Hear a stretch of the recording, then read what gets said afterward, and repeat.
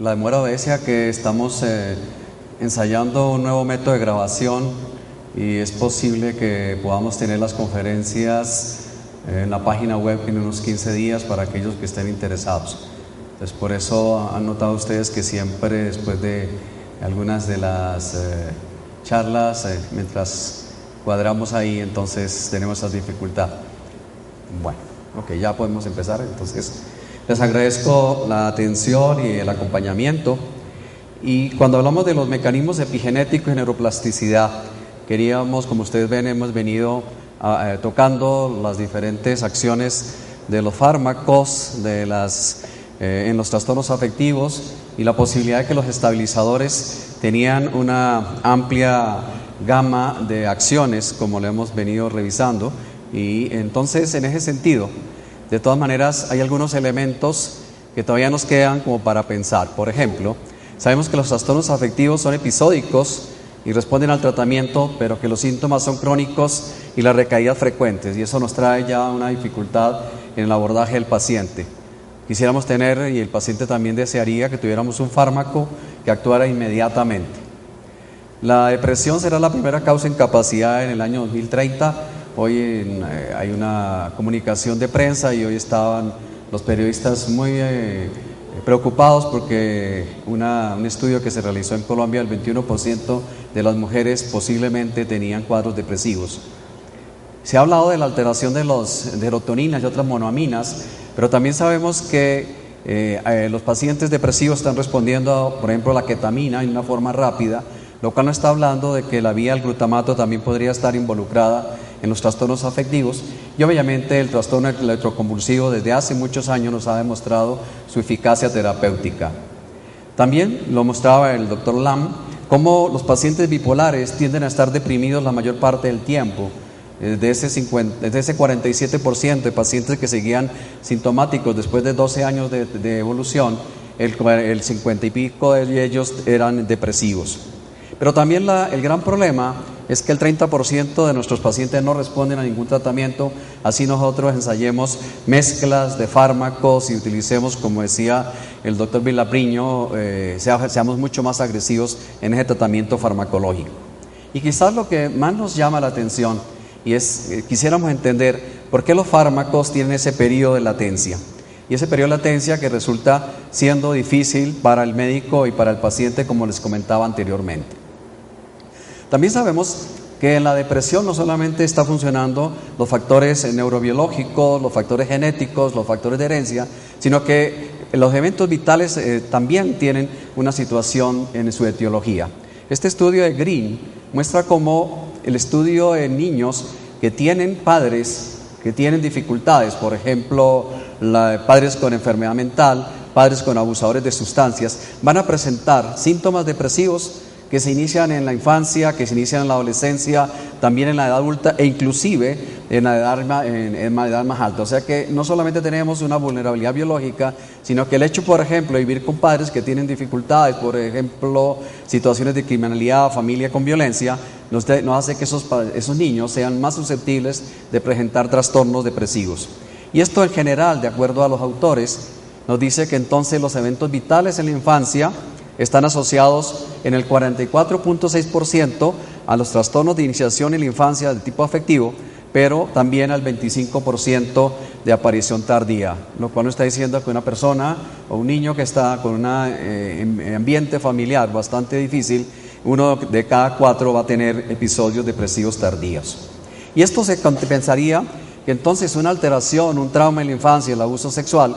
tendría una expresión no solamente en la psicopatología, como hemos visto que el abuso sexual trae depresiones, que tiene mayores intentos de suicidio, sino que tiene cambios muy importantes en lo que se refiere a la presentación de la sintomatología. Hay mayor severidad de los síntomas, hay aparición precoz del trastorno y una mayor frecuencia de comorbilidad con otros trastornos, lo que termina complicando el diagnóstico y el tratamiento de los cuadros depresivos.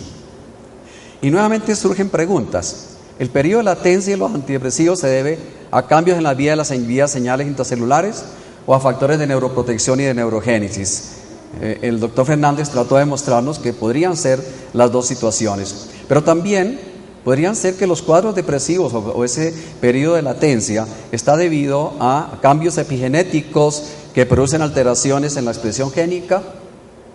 ¿Y en qué proporción, si esto es cierto, los genes y el ambiente son factores de riesgo para los trastornos afectivos?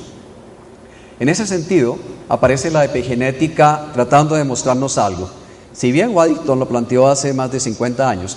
y lo podríamos decir que es ir mucho más allá de la genética, lo que nos está diciendo es que hay cambios en el fenotipo, o sea, en la expresión de los genes, que no son cambios en el ADN, que no son codificados por el ADN y que podrían estar influyendo en la presentación y en la evolución de los cuadros clínicos. En segundo lugar, que a pesar de que el proceso es hereditario, son cambios variables que regulan la expresión de determinados genes en determinadas células y en momentos específicos del desarrollo. Ya veíamos en el estudio de Green lo que podría ser un evento traumático en la infancia, cómo podría modificar la expresión de los genes relacionados con la posibilidad de presentar un cuadro depresivo.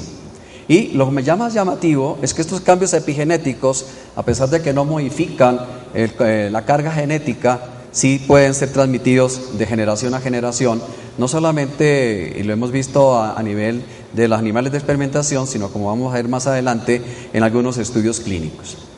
Frente a eso entonces se nos plantean las opciones y que vamos a revisar.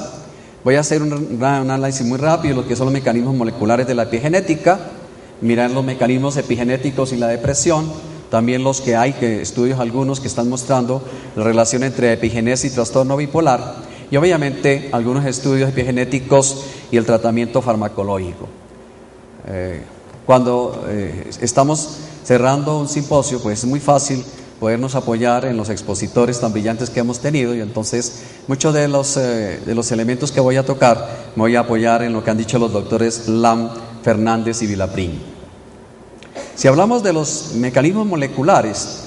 es claro que entonces los cambios epigenéticos son modificaciones reversibles y pueden ser que se den en un principio y que más adelante a través de los fármacos o a través de las intervenciones psicoterapéuticas o de las modificaciones ambientales ese cambio se revierta, o que ese cambio, como comentábamos anteriormente, se vaya a transmitir desde el punto de vista de generación a otra generación. Lo segundo es que los procesos que regulan el acceso de factores de la transcripción y potenciadores de promotores de genes actúan sobre la secuencia del promotor y la remodelación de la cromatina, y que obviamente estos cambios están relacionados con la neuroplasticidad. Tanto el doctor Lam como el doctor Fernández hablaban de que la plasticidad se debe a esa capacidad que tiene la neurona de presentar cambios para producir adaptaciones, mejores vías de señales, disminuir la apoptosis, la muerte programada. ¿Y quién es el que realmente es el protagonista? Pues el nucleosoma, que simplemente es una colección de histonas que empaquetan el ADN y que entrelazan las 146 bases del ADN. No van a tener que ver con las bases que tienen que ver con la hélice del ADN, pero sí permiten regular la transcripción a través del control de acceso al gen. Cuando le empaquetan el gen, realmente no tiene quien acceda, y cuando están las histonas libres, va a tener la posibilidad de que varias señales y varias moléculas puedan interactuar con él. En psiquiatría, pues son importantes dos: las metilaciones, de las cuales habló del ADN, de las cuales estuvo planteando el doctor Fernández, y también la acetilación y desacetilación y metilación de las colas terminales de las histonas, que serían las protectoras de ese código genético. En esta gráfica podríamos mirar que en la fase 1, cualquier estímulo, por ejemplo el estrés, va a actuar sobre los glucocorticoides y va a actuar sobre los neurotransmisores, especialmente sobre el receptor del NMDA, para producir cambios en las señales intracelulares y crear la cascada de segundos y terceros mensajeros que van a actuar sobre el núcleo. Y aquí tendrían, ustedes ven los círculos que están en el gran círculo que estaríamos hablando, lo que tiene que ver a nivel del núcleo, donde están las histonas, y aparece la posibilidad de que se produzca la desacetilación de las histonas, la acetilación de ellas, o también los cambios de metilación del ADN. Y esto implica entonces remodelamiento y modificación de la cromatina, Recuerdan ustedes que la cromatina es la forma como si primero se pensó y se reconoció el marcador genético, porque era la que tomaba color cuando se miraban el núcleo celular. Ya mirándolo más, y esta diapositiva la compartimos con el doctor Fernández, la eucromatina, ustedes ven que tiene mucha más acetilación. Las histonas son las que permiten la expresión del gen y son muy pocas las moléculas que aparecen que están metiladas. Pero a través de la ADN metiltransferasas, que son las que nos permiten esos cambios de plasticidad, cuando se produce aumento de la metilación, vamos a tener la silenciación de ese gen, lo cual permite que nosotros lo inhibamos o que las funciones que estaban relacionadas con él no se manifiesten. Y al no manifestarse, tenemos entonces cambios en la expresión génica y en el fenotipo. Esas enzimas que van a estatilar las histonas también pueden reclutar represores, y entonces lo que vamos a hacer es que van a haber cambios en la transcripción, es decir, lo que van a hacer modificaciones es en el RNA mensajero y no en el ADN. También se ha visto que las drogas de abuso y los estabilizadores del humor pues van a modular la función de la cromatina al influir en la actividad de estas enzimas, y eso lo vemos como es tan difícil, por ejemplo, el tratamiento de los pacientes con un diagnóstico dual, y hasta donde los cambios que nosotros vemos en las manifestaciones tanto de la depresión como el trastorno bipolar son modificaciones de las drogas de abuso o son realmente la evolución clínica del cuadro de trastorno afectivo de base. Lo que se sabe es que la evidencia reciente sugiere que las perturbaciones ambientales o los cambios ambientales pueden producir cambios en la remodelación de la cromatina que afectan el comportamiento. Y aquí comienzan entonces los estudios que ustedes recuerdan de Nemerov, cómo el abuso sexual de los niños produce cambios realmente a nivel molecular, a nivel, por ejemplo, del eje hipotálamo, hipófisis adrenal, que se van a manifestar durante todo el tiempo, y que si lo vamos a ver en la conducta, estos niños abusados se van a manifestar como niños mucho más sensibles a la ansiedad, con mayores dificultades para hacer y mantener relaciones interpersonales, y estos son elementos que se van a abordar en el simposio del domingo sobre el abuso sexual y los trastornos mentales. Entonces se nos presenta otra opción, y es pensar hasta dónde es la vulnerabilidad o la heredabilidad. La vulnerabilidad se define como una predisposición causada por un grupo de factores de riesgo que puede ser genético o ambiental, y cuya interacción determina si un trastorno mental se presenta o no en un individuo. Pero la heredabilidad sería la proporción de variancia en la vulnerabilidad que está relacionada directamente con los genes. Y entonces, si nosotros en un trastorno encontramos que tiene vulnerabilidad 0, es porque se debe a factores ambientales. Sin embargo, lo que nosotros vemos es que ni siquiera no va a ser 0 ni 100, sino que van a tener variaciones importantes, y esas variaciones importantes en este estudio podemos mirar, por ejemplo, como si nosotros hablamos de que el trastorno bipolar tiene una gran carga genética, de que es transmitido con mayor frecuencia de madre a hijo. Sin embargo, no podemos hablar de un solo gen, sino que son varios genes. Y si hablamos de la presencia de uno o más genes, están relacionados, vemos que la herencia en estos casos es casi el 89% en los pacientes que tienen trastorno bipolar. Pero la concordancia es más en los gemelos monocigotos. También podríamos mirar los efectos genéticos no aditivos y la discordancia fraterna en los pacientes con trastorno de déficit de atención, donde ustedes ven que también existe una gran heredabilidad. Pero cuando hablamos, por ejemplo, de la depresión mayor sola, realmente la heredabilidad no es tan grande, y lo que vamos a ver es que tiene una concordancia que también es muy alta en gemelos monocigotos, pero tendríamos que pensar que juegan más factores de vulnerabilidad que la misma herencia. El doctor Cloninger, en su excelente conferencia que abría el Congreso, estuvo hablándonos del alelo y de la posibilidad de que los receptores de dopamina, el receptor D4 y el receptor D7, podrían tener que ver con la búsqueda de emociones y con la evitación del peligro. Este estudio de Bakemans muestra cómo los adultos, esos son adultos en promedio de 39 años, que fueron adoptados, y relataban que habían tenido padres que tenían dificultades en las relaciones ambientales con ellos, y ustedes pueden ver cómo los que tenían el alelo D4 y R7 tienen mayores probabilidades de presentar eventos traumáticos con padres que tenían cambios traumáticos. O sea, esos padres que eran agresivos, que eran poco afectuosos, les despertaban a ellos traumas y dificultades en la adaptación.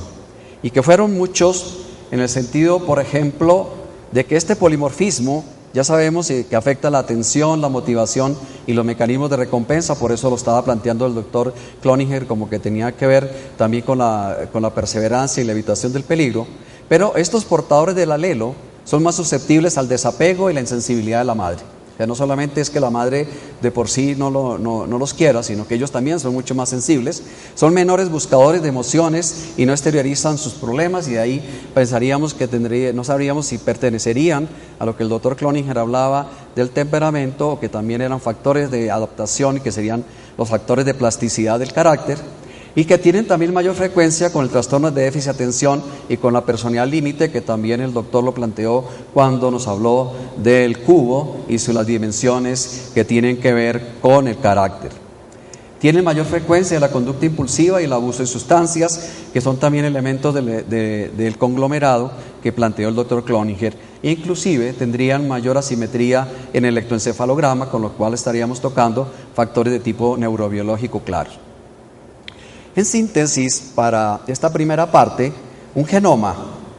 es muy importante en el desarrollo del individuo y que actúa con el ambiente, y entre los dos, dependiendo también del momento del desarrollo, se va a presentar un fenotipo que sería la expresión genética.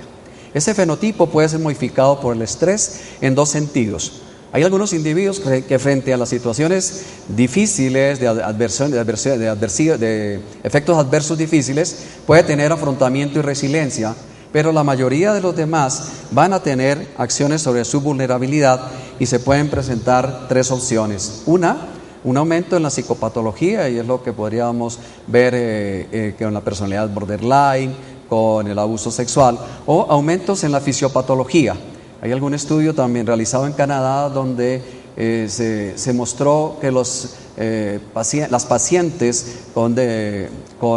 colon irritable tenían un gran porcentaje, un 25 o 26% de abuso sexual en la infancia. Y la misma vulnerabilidad pues permite la adaptación, pero con mucha más frecuencia lo que vamos a tener son desadaptaciones a largo plazo, lo que nos estaría hablando entonces de que no solamente la genoma o la herencia, sino cómo el ambiente y todos estos elementos se van a crear, los factores epigenéticos, que son los que realmente nos van a dar la posibilidad de entender lo que está sucediendo a nivel de adaptación del individuo con una carga que a veces puede ser un genoma normal, que va a alterarse a la acción del ambiente que ha sido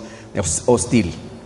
Y esto puede ser entonces una alteración entonces a nivel de transcriptoma, que va a llevar alteraciones que inclusive pueden ser estructurales, como se ha visto en los niños abusados sexualmente, y que pueden ser solamente las alteraciones cognitivas, como lo estaba planteando el doctor Lang, que están inclusive antes del trastorno,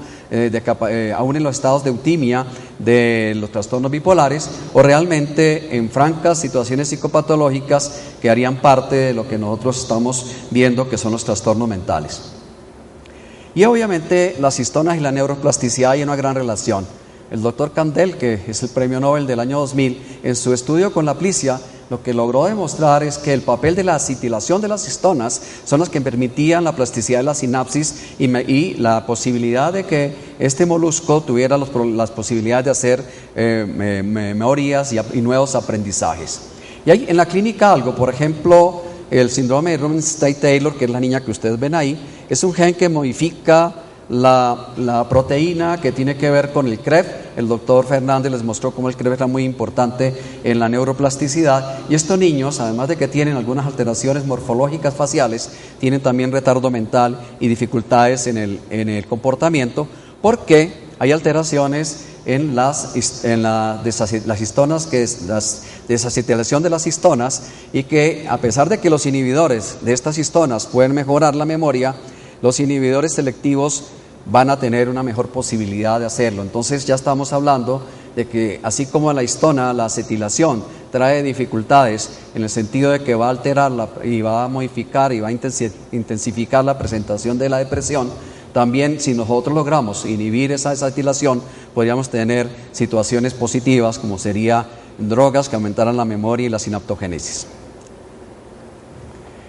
Entrando en lo que son los mecanismos epigenéticos y la depresión,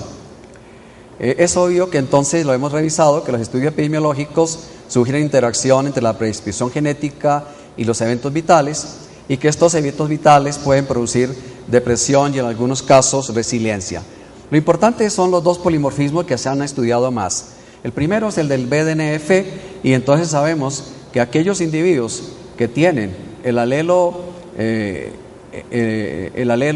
66 que tiene la valina y la metionina son menos susceptibles de tener la depresión y mantener depresión a largo plazo que aquellos que son homocigotos. Y también sabemos que el polimorfismo del gen transportador de la serotonina hace que aquellos individuos que tienen el alelo corto, el S minúscula, son más susceptibles a tener depresión, a tener depresiones más largas y a tener una menor respuesta al tratamiento con antidepresivos. Pero también hay otros estudios. Se sabe, por ejemplo, con estudios con animales de experimentación, cómo las crías de las madres que son muy aseadas presentan menores niveles de ansiedad y se recuperan más rápidamente del estrés. Y no solamente con la madre real, natural, sino también si estos recién nacidos los colocan con ratas que son muy aseadas, que no son las madres, también estas respuestas van a ser ratas que tienen esa posibilidad de recuperarse rápidamente del estrés y tienen menores niveles de ansiedad. Esto es importante porque se sabe que entonces el cuidado materno altera la expresión del receptor de glucocorticoides en el hipocampo de estas crías, alteran el eje hipotálamo adrenal e incrementan la sensibilidad y la retroalimentación negativa de los glucocorticoides. Hay estudios que se han hecho como los niños de madres que han tenido episodios adversos durante el embarazo, son niños que son más sensibles a ese eje hipotálamo adrenal porque ha quedado sensibilizado al cortisol elevado de la madre durante un tiempo prolongado en el embarazo, e inclusive un estudio en Australia muestra que estos niños, 20 años después de un seguimiento de una cohorte, el 30% de ellos después de la adolescencia han presentado trastorno de ansiedad generalizada. Son debidos en todos estos cambios posiblemente a la metilación del DNA que aparece desde la primera semana. Otro es importante y es que, por ejemplo, en los bonobos se ha visto que hay algunas madres que son abusadoras y hay algunos que son abusadores sexuales, y estos abusadores sexuales también, como abusan tanto de la cría, la cría también puede convertirse en abusador sexual. Pero no solamente los que son abusados sexualmente por el padre natural, sino que si esos crías de esos abusadores son colocados con madres sustitutas que no son abusadoras, la conducta de abuso se va a mantener y se va a presentar en otras generaciones. Y es importante ver también cómo la epigenética está relacionada con la depresión postparto. Sabemos que este es un trastorno que se presenta en el 20% de las mujeres y produce serias consecuencias en la relación madre-hijo. Y hoy sabemos que entonces la metilación del DNA está asociada con un mayor riesgo de presentar la depresión postparto, porque la metilación está dada por cambios en el estradiol. Es el estradiol el que produce cambios en la metilación, y entonces no es que sean los valores de las hormonas los que van a producir esto, sino es la sensibilidad lo que van a traer estas situaciones. Y sabemos que estas mujeres, por ejemplo, también tienen historia de síndrome premenstrual y trastorno disfórico premenstrual. Los estudios ya directos entre la epigenética y la depresión muestran que cuando se toman el cerebro y en linfocitos se encuentran algunas situaciones importantes. Por ejemplo, diferencian los perfiles de modificación de la cromatina entre los pacientes deprimidos y controles, cambios en la expresión de las enzimas que tienen que ver con la cromatina, especialmente las que tienen que ver con la metilación del DNA en los pacientes tanto deprimidos como bipolares. Hay disminución de la metilación de la lisina, entonces sabíamos que hay mucha más acetilación, como lo mostramos en las primeras diapositivas, que hay disminución de los niveles del RNA de las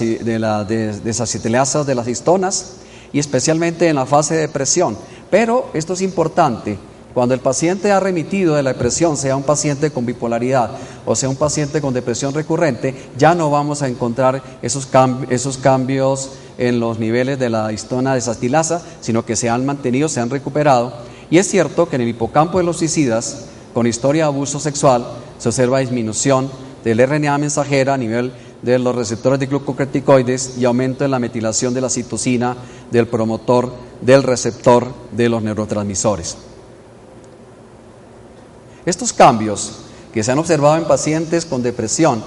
tomando diferentes antidepresivos, lo cual también nos está hablando que no son cambios realizados por los antidepresivos, nos dice que los cambios entonces tienen que ver con alteraciones en la expresión de las histonas desacetiladas, que es un factor importante en la fisiopatología de la depresión, pero que también, si lo vemos en el otro lado, son las responsables de los cambios de neuroplasticidad, como lo comentó el doctor Fernández. Este sería entonces la propuesta de un modelo integral de la depresión, donde podríamos tener, por un lado, una vulnerabilidad biológica, podríamos tener factores de tipo genético, una vulnerabilidad psicológica que podría darse también por situaciones en la relación con padres, los eventos vitales estresantes y la flecha que está hablando, que podría ser los factores epigenéticos que de alguna manera podrían intervenir en la vulnerabilidad biológica inhibiéndola o estimulándola. Y al final lo que vamos a tener son activaciones de hormonas y neurotransmisores en ambos sentidos. Puede ser que aumenten los factores protectores o apoptóticos, las atribuciones negativas, la desesperanza y la actitud inadecuada, que serían los elementos de expresión de la depresión y que son los que nosotros vemos en la forma como podríamos abordarlos a través de la psicoterapia, y las relaciones alteradas y la falta de apoyo social, que tendríamos que verlos también con la intervención en las familias o en los grupos laborales. Entonces la depresión no sería solamente una enfermedad neurobiológica, sino que tendría que ver con la vulnerabilidad psicológica, las experiencias del día a día e inclusive las manifestaciones clínicas, no solamente unas atribuciones negativas, una desesperanza, tendría que ver solamente con un factor psicológico, sino que podría ser el resultado de la activación de neurotransmisores. En el trastorno bipolar los estudios son menores, sin embargo hay dos cosas. Una, el trastorno es transmitido más frecuente de madre a hijo, pero cuando se transmite de padre a hijo, esto muestra un mayor ligaje con el cromosoma 18 y el trastorno es más severo y se inicia más temprano. Los estudios de impronta genética en el cromosoma 18 no son concluyentes ni se han replicado, pero no están hablando que existe algún factor que tiene que ver con esta posibilidad. Los estudios recientes nos hablan aquí más de la metilación de los cambios en el DNA, que son los que podrían estar relacionados con la patogénesis del trastorno bipolar, y que hay una disminución también de la acetilación de la histona 3. Pero como comentaba Alberto, el ácido valproico incrementa la acetilación del H3, o sea que no solamente está actuando a nivel de segundo y tercero mensajero, sino que es capaz de actuar sobre situaciones que se plantean a nivel de la fisiología del núcleo, cambiando la situación de expresión de las histonas. Y se han visto menores niveles del nRNA mensajero con las histonas 6 y 8, tanto en los periodos depresivos como en eutimia. Pero no se han encontrado variaciones en familiares de primer grado, lo cual nos está hablando que están relacionados más con las variaciones individuales per se y no que hagan parte de la carga genética que tiene que ver con la relación con el trastorno depresivo. Y por último, los mecanismos epigenéticos de los cuales habló el doctor Fernández, aquí nos muestran es que los fármacos sí pueden modificar algunos cambios epigenéticos al modificar la metilación en las neuronas postmitóticas, que de alguna manera pueden también ayudar a manejar o aumentar la expresión de los promotores del BDNF, que son los neurotrofinas, que también vamos a encontrar cómo el ácido valproico inhibe las deshidrogenasas de las histonas, la tranilcipromina va a disminuir la metilación del DNA, la amitriptilina, la imipramina y la paroxetina también inhiben la actividad de la NA-metiltransferasa. Y entonces estamos hablando de que no son solamente las acciones sobre neurotransmisores, sobre segundo y tercero mensajeros, sino cambios a nivel de la fisiología nuclear. Y ya yendo desde el punto de vista de los dos grandes estabilizadores, los cambios epigenéticos del ácido valproico tienen que ver con la transcripción e inhibición de las desacetilaciones de las histonas. promueve cambios en la cromatina por un down regulation de las proteínas asociadas a la cromatina, regula la expresión de las proteínas neuroprotectoras e incrementa la transmisión GABAérgica. Pero si hablamos del litio, que parece que fue el protagonista de este simposio, ustedes ven todo lo que puede pasar. Disminuye inclusive en la enfermedad de Alzheimer, se está utilizando porque puede disminuir no solamente la actividad de la GSK3, sino que disminuye el estrés oxidativo, aumenta el soporte neurotrófico, disminuye el estado proinflamatorio, aumenta la neurogénesis y disminuye la apoptosis y muerte celular. En síntesis, entonces, el litio sí tiene cambios epigenéticos que se han empezado a estudiar mirando sus lesiones terapéuticas. Por ejemplo, la inhibición de la GSK3, la alteración de los mecanismos de la diferenciación de las células madre, que podrían ser los que explicarían por qué el litio tiene esas alteraciones a nivel de tipo neurológico, pero también la posibilidad de teratogénesis cardiovascular, y que estos cambios epigenéticos en la metilación del ADN lo que hacen es alterar la programación celular. En ese sentido, entonces, el tratamiento combinado de ácido valproico con litio puede potencializar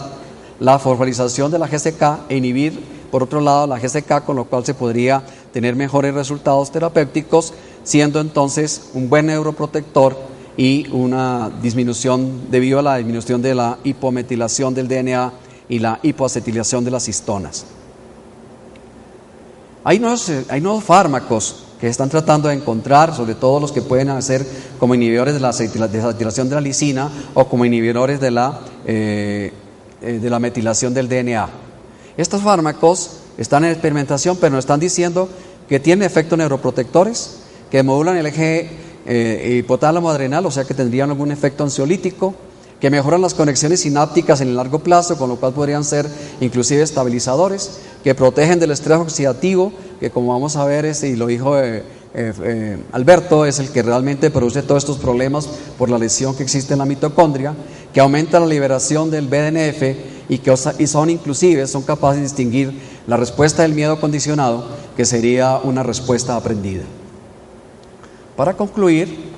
esta sería entonces la epigenética de la depresión. Por un lado, la desacetilación y la acetilación de las enzimas sería el factor que mantendría la plasticidad. Si nosotros tenemos la acetilación, vamos a tener interacción con proteína y factores de transcripción, y si lo que tenemos es acetilización, pues vamos a tener la posibilidad de bloquear la expresión genética y limitar el acceso a factores de transcripción, y se presentarían alteraciones como, por ejemplo, como una hiperactividad de la metilación del DNA.